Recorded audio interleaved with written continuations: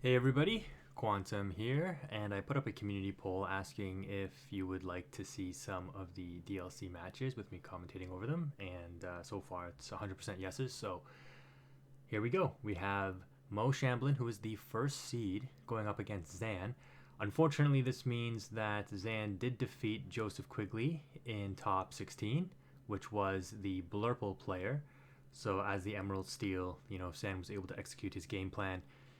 Unfortunately, Blurple can't do too much else to come back from that. This matchup here, though, is going to be Emerald Amethyst versus Emerald Steel. Emerald Steel being Zan, and Mo being the Emerald Amethyst player. All right, so I'm just going to adjust the mic to hopefully get some better voice quality in there. But Zan, known for those aggressive mulligans, looking for those Diablo shift lines early. But unlike the previous round, Zan will be on the draw for game one. He does have the Diablo shift, and we will absolutely see that Diablo 1 drop come down. Mo, though, starting off very nicely with the Pegasus. Again, traditionally, this is a matchup that I would say Emerald Amethyst has struggled with, simply because the Ursula Deceiver of All double singing things like Storm and Strength can be very, very difficult for the Emerald Amethyst player to deal with. And Mo, I think, already knew that the turn 1 Diablo was coming, so he was maybe preparing his hand there. The opening hand is interesting. Opting to play the Pegasus on 1 over the Merfolk is definitely very interesting. I wonder what the decision there is. Let me know in the comment section below if I'm commentating over things and you maybe can explain it better than I can understand it. I will say, though, in a lot of the matches that I have been reviewing, and if you were watching live, especially yesterday during the Swiss rounds, I was calling a lot of things, a lot of plays, a lot of lines, a lot of results. And I'm happy to say I'm pretty sure most of them correctly for the most part. But this one, I don't understand why you would go with the Pegasus over the Merfolk, because I don't think you care about losing the character, because the line of play here, I would assume, would be the same, right? If the line of play being losing your one drop, because if Zan does have the Shift Diablo, it has evasive and it's going to challenge the Pegasus or the Merfolk anyways. At least with the Merfolk, you get more lore in and you force a discard. Zan being on the draw does have that extra card. And here you see the deployment of the Merfolk anyway. So, like, yeah, I guess you save your Pegasus so you get the 2 lore over the 2 turns anyways. And do you fear that the Diablo was going to shift and take out the Pegasus here? Well, yeah, I don't know. It's a strange interaction. Yeah, I don't know. Mo, I noticed this yesterday too. He puts his hand in his inkwell, which I find a little odd, but that's okay. Down to 3 cards, but he does have a replacement in that Chernobog. Zan does have a numerous action. Zan's hand is just insane, though. Like I don't see Mo winning this game. Just I mean, I know I'm calling it very early here, but the Shift Diablo, Mo only has 3 cards in hand. The Ursula Deceiver of All coming down. If the Ursula Deceiver of All sticks, I'm gonna call that as the game winning play. Um, because Mo doesn't have the Ursula Deceiver, the 2-drop, to rip the Storm Rage out of the hand, I think it's very tough. The thing about Zan's hand, though, is that he is stuck with a lot of these uninkable. So he's going to ink.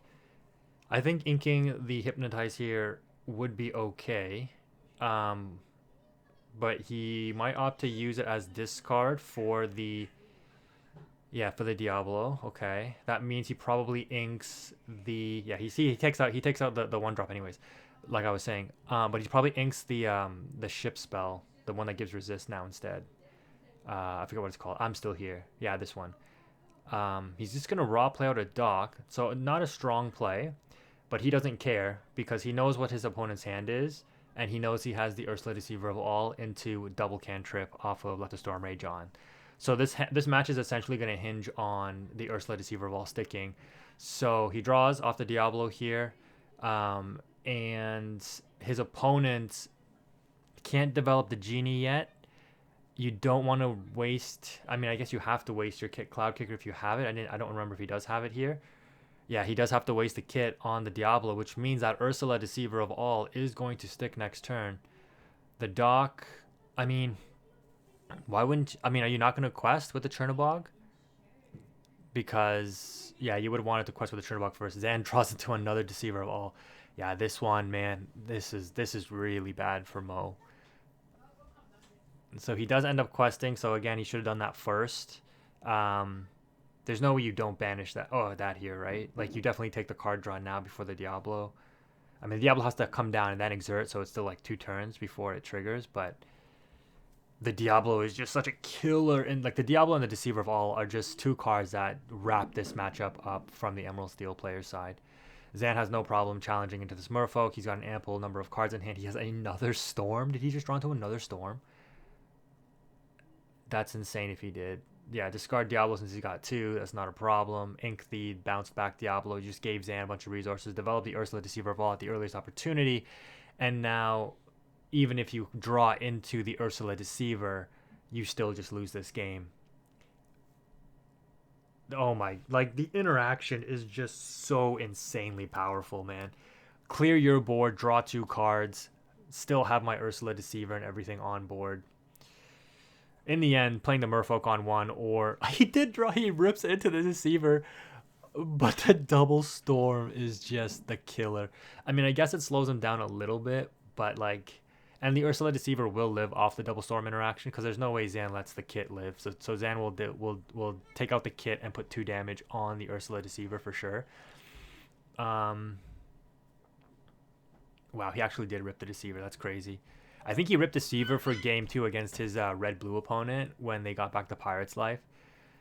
Um, just quest, go to 5. Doesn't matter at all. Does he have... I mean, obviously we can't see his hand there. I think I saw an Olaf, maybe, coming down here. Yeah, it is an Olaf. Yeah, only 2 cards in hand. Not great. And Mo has some insulation with the double 1/3s, but it's the draw 2 that's really gonna kill him here off of this Deceiver of All, and then he doesn't have a direct answer to the Deceiver of All. So yep, Zan is going to get insane amounts. This interaction, it's almost like Cindy Storm on 1. It's just it comes down on 3 and it solidifies your advantage. Yeah, so as expected, he definitely blows up the kit and probably puts 2 on Deceiver. Yep, because it's the higher value target. I mean, I guess there's a case to say you could put it on the Olaf, since you know if he does draw a bounce card, he's going to bounce the Deceiver back anyways, most likely, because he wants to probably replay it. And then Zan draws the Prince John, but I mean, at this point, you don't even need the Prince John. The opponent's already on nothing. You have a 3rd Deceiver, so I think you ink Deceiver here, and you probably go for Diablo, because the Diablo card draw is more valuable than the Prince John card draw. Like, Zen is in such an overwhelmingly positive position that I don't think there's really any way that he loses this. Again, you got to remember, players of this caliber, yeah, he's going to ink a Deceiver. Develop a 2nd Deceiver of All, which is interesting. That's isolation from a Fox top deck, I guess, which is okay, but Zan doesn't have another Song in hand anyways right now. So I would think putting the Diablo on board might have been better, because you want to facilitate that card draw regardless, right? There's no way he draws a 2nd answer in Fox. If Zan would have kept both of those Storms, though, then this would have definitely been the play, because you definitely want to make sure that a Deceiver is live. Okay, inks a Broom. Does he have a Rabbit? A Genie, okay. Okay, oh yeah, that makes sense, because Zan would have known that he had the Genie, so the Diablo here would have been at risk, because the Genie could have challenged it when it was exerted. If Zan rips a discard spell here, though, like a Sudden Chill, or like a... No, he can't. No, the Lucifer wouldn't matter here, because he can't do Prince John and Lucifer. The Mr. Smee is interesting. Zan's on, what, 4 ink? I think it might be worth just seeing his hand, because you're in such an overwhelmingly positive position. Because then, if you see his hand, what's remaining? I don't even remember if if Zan was going to be able to keep track from turn 1. But this will facilitate whether or not you play the Prince John line or not. So yeah, he sees his hand, sees that there's nothing really to worry about, and so Zan basically just has to worry about this Genie, and I mean, it might just be Ghost. He has, what, 3 left over? He might not even ink this turn. He might just... okay, trade out with the Ursula for sure. Yeah. And then he might go... double trade into Olaf. He might go... Diablo here, or Smee if he wants to put on pressure. But I think Diablo would probably be the better option. It is the Diablo. No, it's the Prince John. Okay. Wow. Why Prince John here? He really doesn't want to leave his Diablo exposed to the Genie. I don't remember if Mo is running or how many copies of Elsa Mo is running, but like you definitely don't fear Elsa off the top for the Diablo. The odds are so like stacked in your favor as Zan. Like if what will seal up this game entirely is if Zan rips any song off the top because all of his songs are super high impact. Um, I mean, Mo will probably aim to empty out his hand here so that he's not susceptible to the Prince John just running away with the game. But okay, he's taking out one of the deceivers, takes 2 damage. I mean, as I mean, yeah, like you can just overwhelm the board, pop back the other deceiver, play out a Merfolk, 1 card left in hand, pass. Yeah, any song here, like if Zan's, because Zan's gonna be able to stick these like the last deceiver that he has here. So the I'm still here, a strength, a storm, even a sudden chill for the last discard. I mean, he'll end up playing out his hand by the time the next turn happens. So the Ursula deceiver will not be able to stick and sing. Oh, but if you're Zan here, I think you just maybe just start going aggressive. Deceiver coming back, yep. And then Merfolk. And quest with everything because you don't. I mean, maybe you save the Diablo if you really want to get the draw 1, but are you really going to discard your drawn action for the shift? Probably not. There's a case to be made that you just slow roll this and you don't quest with the Prince John, but I think you probably can afford to quest with everything. You force Genie to interact so it doesn't quest again. I don't know. It's a weird decision on what you may want to do. Zan knows the deck better than I know it. So the way that I'm approaching it is I know what's in Mo's hand, but then again, so does Zan because he played the Diablo. So yeah, just quest with the There's no reason to rush here. I guess I'm probably just being impatient, saying let's wrap the game up because unfortunately I thought this game was over once I saw Zan's opening hand get like the nuts, like double deceiver, Diablo shift. The only thing he was missing was the hidden cove, which arguably he doesn't need in this matchup. Like it saves the kit interaction, but that's it. No songs. 2 cards in hand, the Smee and the Diablo. Emerald Steel is a very annoying deck to play against, man. What's funny is the very first feature match, which was Jordan Moore versus the Rat, Brian Cortot, I think was his name. And the Emerald Amethyst player and Jordan Moore, who ended up losing in the finals of the DLC that he faced Brandon in, so it was like a rematch. He too owed him this time around, as the Emerald Amethyst player. So he plays the kit. I believe he did get the trigger there because he paid 4. He has no hand now, so this Prince John has limited value. This is why I was saying, like with Zan, like you probably could have just quested with the Prince John in the previous turn. I mean, if it gets traded out, it's fine. Like you slow your opponent down. So and Mo here doesn't even care about taking out the dock. He just quests with the Genie. So he's just trying to pile on the pressure. Zan top decks a Calhoun. Holy, that's pretty good. I mean, Mo might be able to run away a little bit with like I call this as over, but honestly, if Mo can just get like run away with this game with the genies, or sorry, with the evasives, like the Genie and the Tamago. This might be very interesting. I mean, yeah, definitely trade out the Merfolk here. You have nothing in your hand left, right, Zan? So, yeah. I mean, you definitely don't let the Merfolk live. This should have been over. I can't believe it, but Deceiver, take out Kit, right? That's the only interactions that he's thinking about here. Cleaning up the board. Mo's on 12. Could you imagine if he top decks like Tamago? Because that would be another 2 lower. Go to 14, quest with 3, go to 17. And yeah, now Zan starts going aggressive. Mo can definitely interact with the Merfolk. The issue becomes he's then susceptible to getting traded out negatively into the Calhoun, right? Because if Ursula takes out the Merfolk, even though he won't discard because he plays his only interaction here, the Calhoun gets value. What did he draw? I mean, it's still a really bad position for Mo, but like he has a chance to run away with the game depending on his top decks. Like if he just top decks like another Genie here, that would be like crazy, because it puts Zan on. You need the top deck the Song removal, and if Zan and on the flip side, if Zan top decks the Song removal, it's definitely like a wrap. So he's thinking, yeah, he definitely quests with the evasives, forcing the Diablo to basically crash, and it will definitely crash into the Genie. And then Mo's limited on his questing ability to go to 20.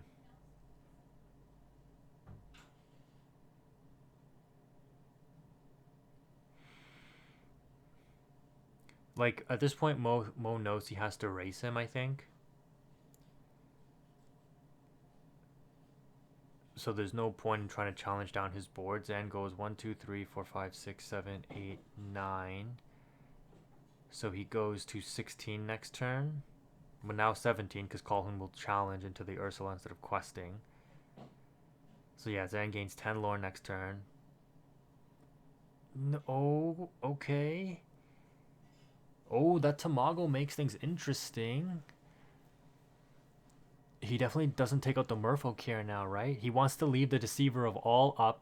Maybe you take out the Prince John here. He wants to leave the Deceiver of All up for the Tamago. It's such a risky position because it's all on the top deck, right? Because if Zan top decks a Song, why don't you challenge the Prince John? You rather keep the Calhoun to quest? Zan's hoping for that Song off the top. Does he get it? Okay, so Mo wants to keep the Deceiver up for the Tamago interaction, but Zan can trade it out into the other Deceiver if he wants. If he does that, then he loses the Calhoun value. So he's just thinking, yeah, he's probably saying like, I'm not doing this, I'm just thinking this through. So if he goes there, again, Zan has 10 on board, right? If the Calhoun challenges, he quests for 8.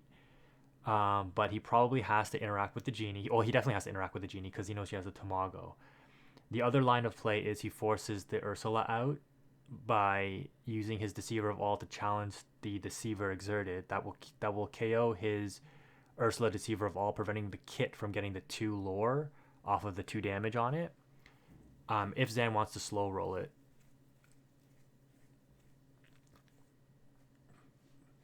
I think if I was Zan, I would go for the safer route. I probably KO my own Deceiver of All, trade my Diablo in. I mean, I don't even know. Trade my Diablo into the Genie. Yeah.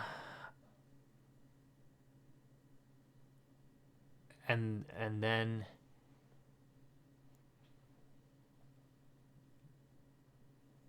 you quest out for sure, but like, okay, yeah, so he's gonna go ahead and do that. And he's going to opt to leave the Deceiver of All up. So Mo will go to 19. Zan will go to, well, Zan has a game next turn, right? And there's no way Mo can do anything because there's nothing Mo can top. Oh, and he top decks another questing Prince John. So yeah, that's game.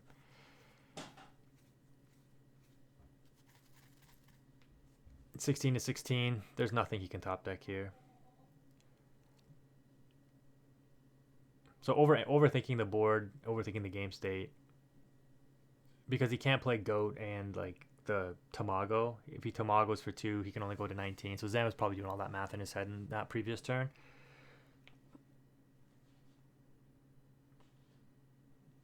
Yeah, it was a wrap from early on. really difficult interaction for Mo to play through here. The Deceiver of All is just such a crippling card in this matchup for the Emerald Amethyst player. Like if they get that interaction with the Storm Rage on, it's near impossible to win.